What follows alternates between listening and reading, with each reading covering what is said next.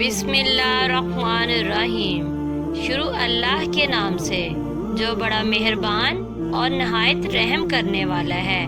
ناظرین، آج کی ویڈیو میں ہم حجۃ الوداع کے واقعات کے بارے میں جانیں گے۔ خطبہ حجۃ الوداع کی تعلیمات سے آگاہ ہو کر ان کو اپنی عملی زندگی میں اپنا سکیں گے۔ اہل بیت کے مقام و مرتبہ سے آگاہ ہو کر ان سے محبت، احترام و توقیر اور پیروی کرنے والے بن سکیں گے۔ رسول اللہ صلی اللہ علیہ وآلہ وسلم نے اپنے وصال سے قبل جو حج ادا فرمایا، اس کو حجۃ الوداع کہتے ہیں۔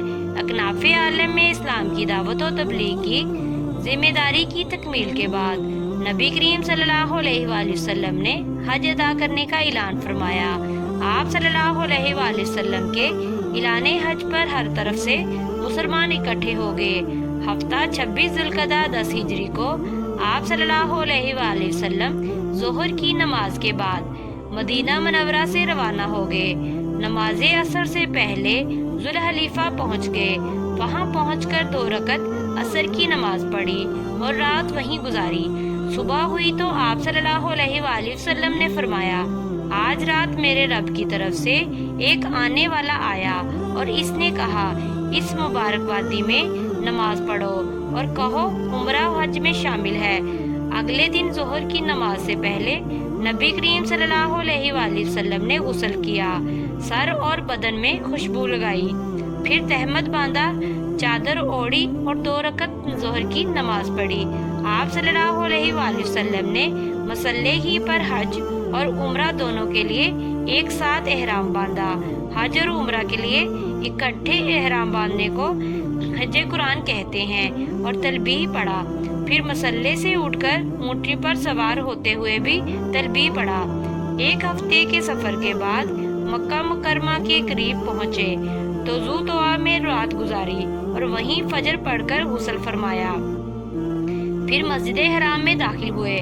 آپ صلی اللہ علیہ وآلہ وسلم نے بیت اللہ کا طواف فرمایا اور صفا مروہ کی سعی کی۔ پھر بلائی مکہ میں حجون کے پاس قیام فرمایا اور دوبارہ طواف نہیں کیا، البتہ احرام برقرار رکھا، کیونکہ آپ صلی اللہ علیہ وآلہ وسلم نے حج اور عمرے کا احرام اکٹھا باندھا تھا۔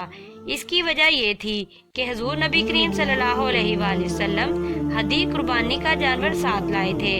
پھر آپ صلی اللہ علیہ وآلہ وسلم 8 ذوالحجہ ترویہ کے دن منی تشریف لے گئے۔ منی میں نبی کریم صلی اللہ علیہ وآلہ وسلم نے ظہر، عصر، مغرب، عشاء اور اگلے دن 9 ذی الحجہ فجر تک کے 5 نمازیں پڑھی اور 4 رکعت والی نماز قصر کر کے 2 رکعت پڑھی۔ سورج طلوع ہونے کے بعد آپ صلی اللہ علیہ وآلہ وسلم منی سے چل پڑے اور عرفات تشریف لائے۔ وہاں وادی نمرہ میں آپ صلی اللہ علیہ وآلہ وسلم کے لیے خیمہ لگا ہوا تھا۔ آپ صلی اللہ علیہ وآلہ وسلم اسی میں استراحت فرما ہوئے۔ سورج ڈھلا تو آپ صلی اللہ علیہ وآلہ وسلم قصوہ اونٹنی پر سوار ہو کر وادی ارنا میں تشریف لائے۔ لوگ آپ کے گرد جمع تھے۔ آپ صلی اللہ علیہ وآلہ وسلم نے ان کے درمیان کھڑے ہو کر خطبہ دیا، اللہ کی حمد و ثنا کی، شہادت کے کلمات کہے، اللہ سے ڈرنے کی وصیت کی اور خطبہ ارشاد فرمایا، جس میں حقوق اللہ کے تحفظ کے ساتھ ساتھ حقوق العباد کی ادائیگی کی خصوصی تاکید فرمائی۔ آپ صلی اللہ علیہ وآلہ وسلم نے فرمایا کہ تم سب آدم کی اولاد ہو اور آدم مٹی سے بنے تھے۔ کسی عربی کو اجمی پر، کسی اجمی کو عربی پر، کسی کالے کو گورے پر، کسی گورے کو کالے پر کوئی فضیلت نہیں سوائے تقویٰ کے۔ آپ صلی اللہ علیہ وآلہ وسلم نے ایک دوسرے کی جان، مال اور عزت کے تحفظ پر خاص زور دیا۔ آپ صلی اللہ علیہ وآلہ وسلم نے فرمایا کہ سن لو، جاہلیت کی ہر چیز میرے پاؤں تلے رون دی گئی ہے۔ آپ صلی اللہ علیہ وآلہ وسلم نے زمانہ جاہلیت کی رسومات کے خاتمے کا اعلان فرماتے ہوئے سب سے پہلے اپنے چچا حضرت عباس بن عبد المطلب رضی اللہ تعالیٰ عنہ کا سود جو لوگوں کے ذمہ تھا، اس کی معافی کا اعلان فرمایا اور تاکید فرمائی کہ تم لوگ عورتوں کے بارے میں اللہ سے ڈرو، ان کے حقوق ادا کرو۔ آپ صلی اللہ علیہ وآلہ وسلم نے معاشرے کے پسماندہ طبقوں اور ماتحتوں کے ساتھ حسن سلوک کی تاکید فرمائی۔ آپ صلی اللہ علیہ وآلہ وسلم نے فرمایا، میں تمہارے درمیان ایسی دو چیزیں چھوڑ کے جا رہا ہوں، اگر تم انہیں مضبوطی سے پکڑے رکھو تو کبھی گمراہ نہ ہوگے۔ وہ اللہ تعالیٰ کی کتاب اور میری سنت ہے۔ آپ صلی اللہ علیہ وآلہ وسلم نے فرمایا، تم سے قیامت میں میرے بارے میں سوال ہوگا تو پھر تم کیا کہو گے؟ صحابہ کرام رضی اللہ تعالیٰ عنہ نے عرض کیا کہ ہم گواہی دیتے ہیں کہ بے شک آپ نے اللہ کا پیغام پہنچایا اور رسالت کا حق ادا کیا اور امت کی خیر خواہی کی۔ پھر آپ صلی اللہ علیہ وآلہ وسلم شہادت کی انگلی آسمان کی طرف اٹھاتے، لوگوں کی طرف جھکاتے اور فرماتے، اے اللہ گواہ رہنا، اے اللہ گواہ رہنا، اے اللہ گواہ رہنا۔ اسلام کے اصول آپ صلی اللہ علیہ وآلہ وسلم نے اپنے ان خطبات میں ارشاد فرما دیے اور حاضرین کو دیگر مسلمانوں تک پہنچانے کی تلقین کی۔ وقوف عرفہ کے دوران ہی میں یہ آیت مبارکہ نازل ہوئی۔ سورہ مائدہ میں ہے، آج کے دن میں نے تمہارے لیے تمہارا دین مکمل کر دیا اور تم پر اپنی نعمت پوری کر دی اور تمہارے لیے اسلام بطور دین پسند کر لیا۔ نبی کریم صلی اللہ علیہ وآلہ وسلم یمن کی اصلاح و احوال کے لیے وقتاً فوقتاً صحابہ کرام رضی اللہ تعالیٰ عنہ کو بھیجتے رہتے تھے۔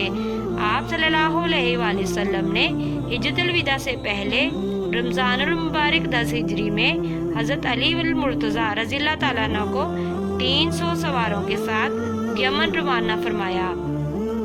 ان کے سر پر دستار باندھی، علم عطا فرمایا اور ہدایات دی کہ قتال میں پہل نہیں کرنی، نماز کا حکم دینا ہے، اگر اطاعت کر لیں تو زکوٰۃ کا حکم دیں،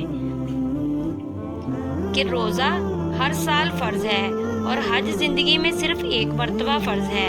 آپ صلی اللہ علیہ وآلہ وسلم نے روانگی کے وقت حضرت علی رضی اللہ تعالیٰ عنہ کے لیے دعا کرتے ہوئے ارشاد فرمایا، یقیناً اللہ تعالیٰ تمہارے دل کو ہدایت دے گا اور تمہاری زبان کو ثابت رکھے گا۔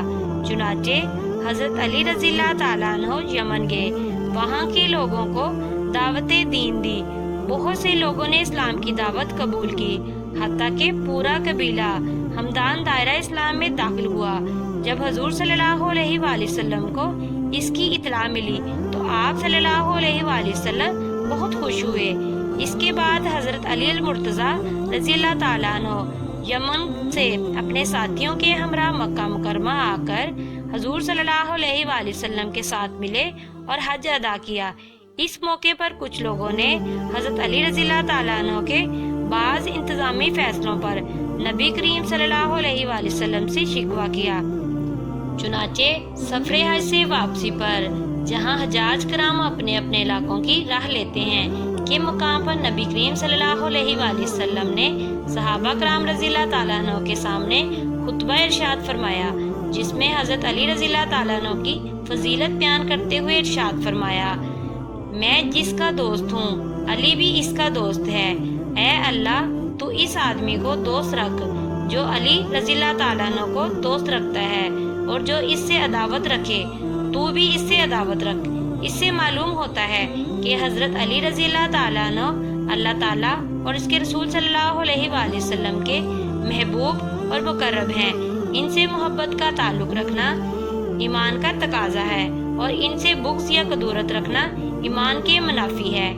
امید ہے کہ آج کی ویڈیو آپ کو پسند آئی ہوگی، تو ویڈیو کو لائک اور شیئر ضرور کریں اور بیل آئیکن کا بٹن ضرور دبائیں تاکہ ہر نئی آنے والی ویڈیو کا نوٹیفیکیشن آپ کو مل سکے۔ جزاک اللہ۔